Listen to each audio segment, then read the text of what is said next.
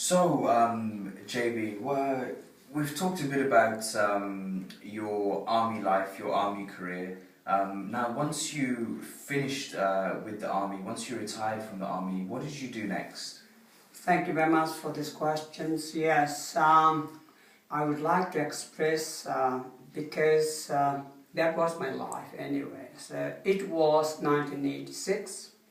That was the year when I retired from the army, and then I was called to serve in Sultanate of Oman.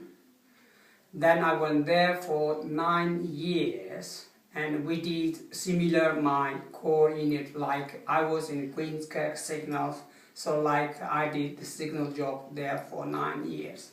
I really enjoyed there. And then as soon as I returned from there, it was 1996, and then I stayed about a year at home. Then I was called another offer from Hong Kong, so I went to Hong Kong and served there for 13 years. Although 13 years is long, but I felt it was just a minute, just went just like that. So I really enjoyed during that time. So your time in Hong Kong, also your time in Oman, you enjoyed both very much? Yes, I did, yes. And it was a little bit different job because after retired life, you don't need to observe that much. You see, in other words, it's a relaxed life. It's more, yeah. Yeah, and also, frankly, I can tell you, that is the life where you can save some money for your future, you see. While you're in the army, you can't do that much because in the army, there is your order, do or die. But after you retire, there is relax, as I said, and you can save a lot of money for your family, your future. So you started saving at that point, thinking that's right. Yeah. Now this is a good time to sort this part out. Yeah. So then, once you had finished in Hong Kong, where did you move on from there? Yes. Soon as I finished in Hong Kong as a security officer, I was still offering that I could stay further, but I said it's enough because my family were already in Hong Kong, and they said, "Dad, you are now aged, so that you better come and stay with us." I think that was a good offer. I therefore decided, all right, let's go then. So my wife and myself, we came to Hong Kong, in the UK, it was 2009, and we settled in Sweden now with my family. And how was that, the initial move? So let's call it the senior citizen's life in the UK. Yeah, this is another point to mention, that when I was retired life, I said it was relaxed.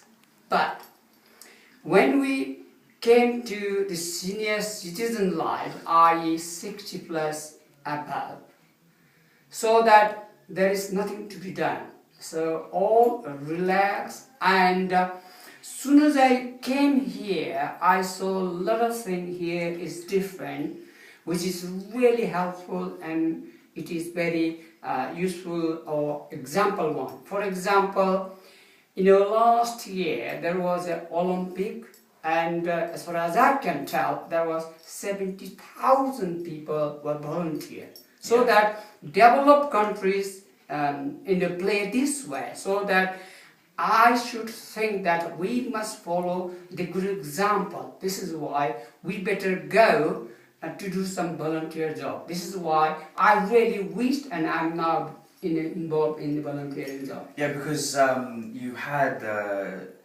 such an active life, I'm sure, ever since you were a young man through your army career. It's sort of, I can imagine, drilled into you guys, coming from a military background. Yeah. You're always active, you're always doing something. You finished in the army, you moved on to Oman, you were active, you're always doing something. Finished in Oman, moved on to Hong Kong, you're active, you're always doing something. So when you came here and you had, like you said, there was not much for you to do, and then you started actively trying to find things to occupy your time, but also better the community you're living in. I have an idea of a couple of things you're involved in. The first one that I want to get to is the Nepalese associations. What's your involvement representing the Nepalese community over here in the UK? Thank you for these questions. Yes, as I always wish to talk about the responsibilities. In other words, I'm carrying a lot of hats, so that it's not only one, not only two, maybe four, maybe more than four. That is to say, I'm now carrying responsibilities for 6 or 7 communities. I'm the coordinator for the senior citizen of Nepalese Association of Wheelchair. It's called NAW in short. And I'm also the chairman of my own village, from that village into UK. I'm also the vice chairman of, we have a similar caste, same caste, like Gurung Samaj, in other words, Gurung Society. Yeah. I'm the vice president of that. I'm also the, Tooth Hill, which is in Swindon, is the, in a community, group. I'm also involved there. And I'm also committee member of Bond, where Ms. Nazma is here. She's the chairman of Nazma, Bond. So those are the responsibilities I really want to take for my communities. Okay, so like you said, you're juggling many hats there. Yeah. So you're doing a lot, and you're also coordinating volunteering in local events. What kind of coordination goes into that? What kind of organization goes into that? And what kind of local events are we talking about? Indeed, yes. There are a lot of things I would like to mention. The first thing, let me begin from this way. That is to say, I'm in the case officer or case worker for SAFA. That is to say, SAFA is the soldiers, another SAFA is the sailors, and A stands for Airmen, which is RAF we used to call, and F means family, A means association. So SAFA is I'm wearing the badge. Where I'm a case worker, and SAFA's motto is lifelong helps for the forces and their families. What I do is, if a families get any problem in financial term, they put forward their application, where we go and take their application and put forward to the right place, i.e. Army Benefit Fund. Then, if it's okay, if that application is accepted, they get some financial help, i.e. cash or any white furniture, something like that. That is the SAFA one. It is now nearly 13-14 months. So far, I have completed 34 cases. Let's move to another similar post, like I am now WRBS, but is now called RBS. That is in short, but Royal Volunteer Service, where I go to the Great Western Hospital, and I go there for 2 days every week, i.e. Thursday and Friday. I go there and help to the old outpatient. So I will stand there for their request, wherever they would like to go, I will give their hand. Because in my colleagues, they are the same. Like 90 years old, 95 years old, they can't walk even, but they are there for volunteering job. So that is the example that I want to show. So that is the place where I wish to, give involved for the big society. That's fantastic. So still very involved in the community, which is something I have to say. I take inspiration from someone like yourself doing so much. I want to get on to you talked a bit about SAFA there. That is the Soldiers, Seamen, Airmen Families Association. So this is a group that supports military personnel throughout, and their families throughout their careers and throughout their lives. Now this brings me to a couple of issues that have been highlighted over the last couple of years in the news in terms of ex-Gurkhas. We'll come to that in a second, but first I'd love for you to tell me a little bit about the program for ex-Gurkha settlement in Swindon.